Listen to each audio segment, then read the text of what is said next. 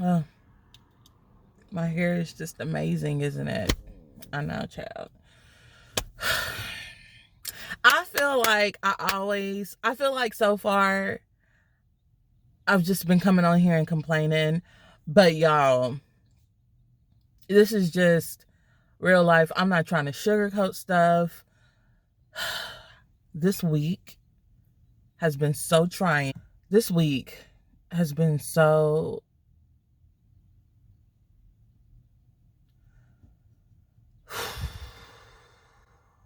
I'm tired. I went to therapy yesterday. I broke down. Um, I don't. I don't have anybody to talk to that I feel comfortable talking to, which is why I made self care not selfish, because I understand how it feels to be going through so much and you just don't have anybody that would just listen to you without unloading all of their problems onto you. I don't have that. I feel like I don't have that. And I really need that right about now.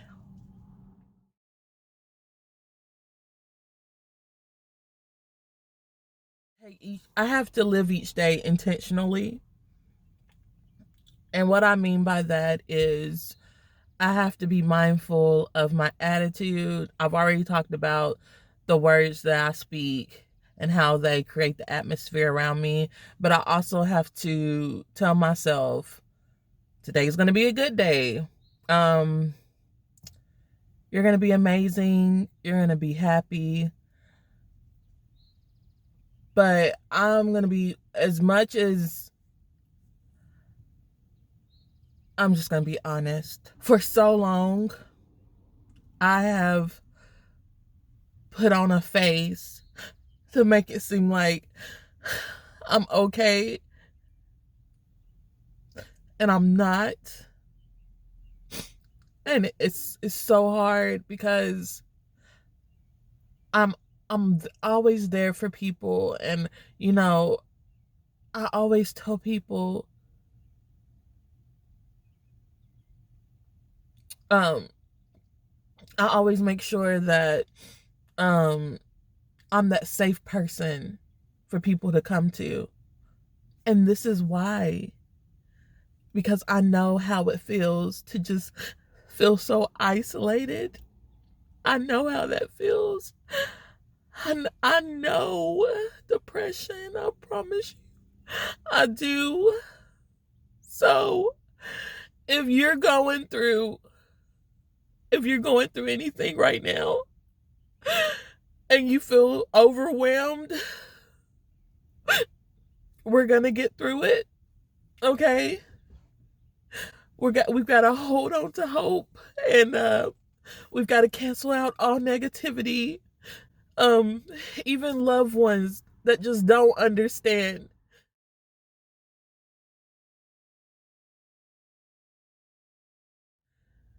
Most people have good intentions. They just don't get it. And even if people are intentionally being malicious to you, you don't have to take that. Okay? And you don't have to feel like your feelings are invalidated because they don't apologize or because they don't recognize that they've hurt you. Your feelings are always valid. I do work in the general public, and so I get paid to put on a face and to have a positive attitude, and make sure I resolve conflicts in a positive manner. But when you're going through things personally, it's I 100% don't believe in the mantra that when you come to work, you don't bring your emotional baggage. That doesn't, no, that's not healthy. You can't tell somebody that, oh, well, you're at work, when you clock in, the customer comes before your personal issues. Hell no. Self-care, is recognizing and understanding and dealing with your emotions. So, guess what? Every person is allowed to have bad days. It's okay not to be strong all of the time, you know? And that's what I'm working through. I'm going to overcome that.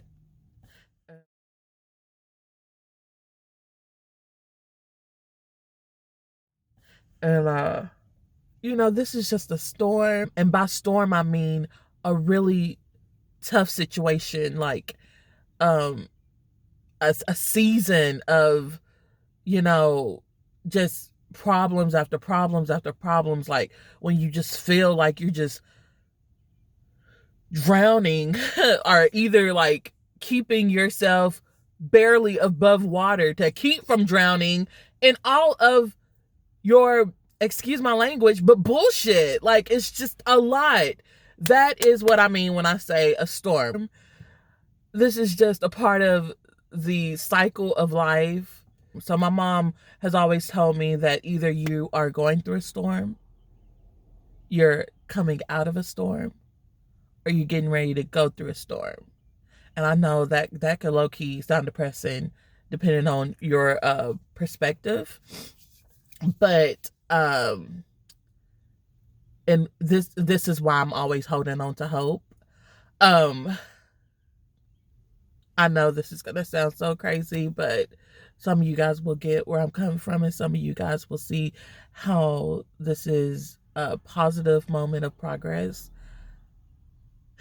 Usually when I am going through it like this, I either resort to self harm, or I feel suicidal. But I don't feel that. And that's what I mean by holding on to hope, because it's so easy to get lost in your own mind and to just feel like giving up and feeling like it's just easier just to remove yourself permanently from your situations. And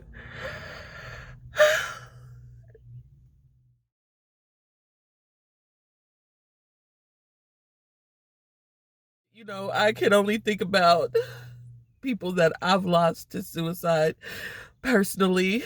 And right now I'm thinking about Nigel. So that's another thing. Um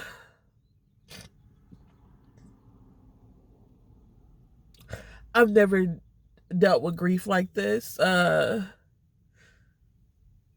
so now I understand when people say that grief is like a roller coaster and it just hits you, suddenly. But you know, um I I have been meaning to bring that up to my therapist. Um because I am still uh very much so triggered by Nigel's death. Nigel was my nephew's uh one of his close friends, and he took his life because he was being bullied. And he was 15, and he had so much potential. He was so creative, and he was such a happy dude, he went to Disney World with uh my family, and I think him and Jamarian were like 12, but I hadn't seen Nigel in like a couple of years. So he had moved to him and his mom had moved to Huntsville. So, my family and I, we lost touch with him. Um so, when I uh found out about his death, and when I found out that he had killed himself, you know, um, my family, we felt a lot of guilt, um, because we felt like we should have been there for him. We felt like we shouldn't have lost touch with him like that. We felt like we should have reached out to his mother and found ways to um, get Nigel more involved with our family again. Because there was a point in time when Nigel, stayed with my sister and her husband, throughout the summer, because his mom is a hardworking single mom, and she sacrificed a lot for Nigel. And so, my family, we were just there to, make sure Nigel had good summers, and, just make sure that he was surrounded with love. Not saying that his mom and his family didn't do that. Just wanted him to, if he wanted to come over and just chill and just hang out with my nephew and spend the night all during summer, nobody complained. Nigel was just, he was just Nigel. Like he was just Nigel. So I say all of that because yeah, that is why his death affects me so much. So and I don't know why I went on that tangent. This is one reason why I like doing these car conversations, because I already feel better. So instead of saying that I'm tired, I'm hopeful, and I will defeat depression.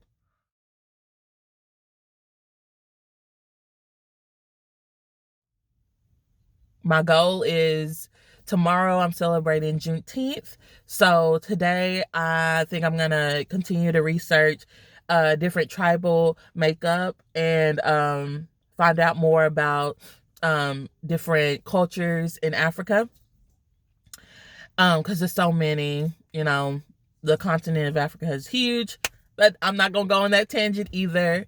But I am going to focus on positive things to get me through this storm.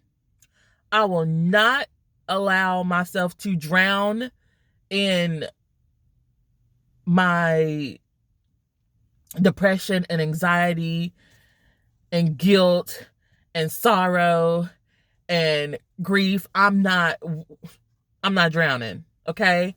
I personally believe in God, and I know that He has brought me through. He's been the only reason that I have made it through. I've attempted suicide 3 times and I'm still here. So that lets me know that I'm strong enough to get through what I'm going through right now. It's going to be okay. We all make mistakes. I'm so hard on myself.